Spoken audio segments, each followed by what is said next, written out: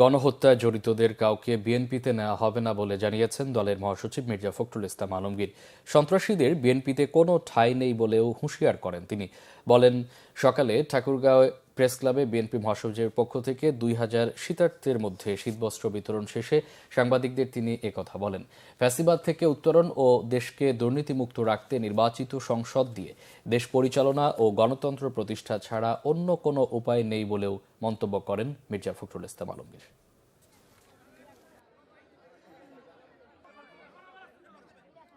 দুর্নীতি ফ্যাসিবাদ থেকে উত্তরণ করেছে গণতন্ত্রকে প্রতিষ্ঠিত রেস্টোরেশন অফ ডেমোক্রেসি, জনগণের যে শাসন সেই শাসনকে স্থাপিত করতে হবে।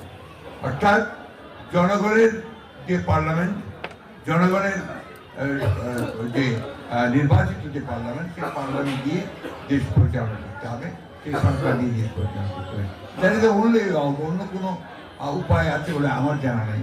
আমার বয়স হয়ে গেছে, আমি জানি যে একটা ইনস্টিটিউশন যদি তৈরি করা যায়, প্রতিষ্ঠানগুলো যদি নির্মাণ করা যায় গণতন্ত্রের, তাহলে সেটাই হবে সবচেয়ে বড় রক্ষা।